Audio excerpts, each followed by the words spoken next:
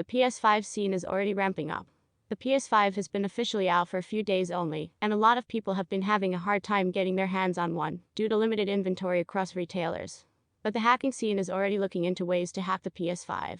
So far, of course, nothing groundbreaking has been revealed or released, but here's a pretty good summary of what has been happening since the PS5 launched. PS5 hacking, what we know so far. The PS5 dev wiki is already up and running, maintained by scene veteran Grigory Rasputin and other helping hands. It gives, minimal for now, details, for example on the PUP format, or high-resolution pictures of the motherboard and its components. Of course, not much is publicly known about the PS5's internals and potential vulnerabilities yet. However, a few details have started to emerge from the scene. PS5 firmware 2.25. We know that the update list XML format is basically the same as that of the PS4. People looking for regular updates on the latest PS5 firmware can follow SiliconPino's PS5 firmware bot on Twitter. For the time being, SiliconPino is hosting the various firmware updates here. Firmware 2.25 of the PS5 was just released a couple days ago, and, of course, if you ever want to hack your PS5, we advise not to update. The easiest, but definitely not the cheapest, way to do that is to have two PS5s, one for actual gaming, and one that you'll keep on a shelf, untouched, until a hack is released. PS5 browser and open source entry points. Although the PS5 documentation states it does not have a browser, there is an internal web browser available for apps, which is used for example by the help guide on the console. It is reasonably easy to bypass the URLs with a proxy, example, https://github.com/kermsan/ps5prxy/releases, but it's likely any proxy will do, as long as you replace manuals.playstation.net with the URL of your choice, to display any page requested. In the current firmware, it is apparently even possible to bypass HTTPS.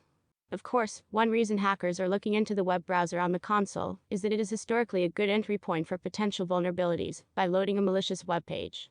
For this reason, hackers are also typically digging into the list of open source software that the PS5 uses, official list here, as it is possible to dig into those dependencies for vulnerabilities without having to go through reverse engineering first.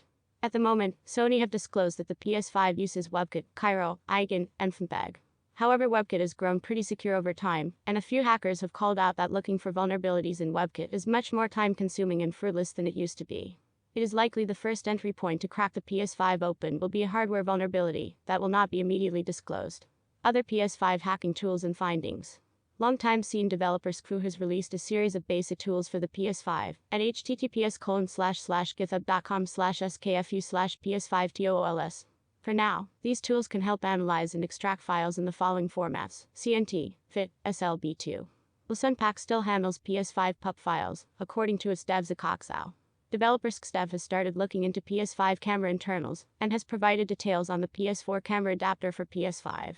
Developer Kiwadog is hinting that he has some existing parsing bugs on PS5. It's unclear if those are already exploited, at the user level at least, yet. PS5 hacking, what's next?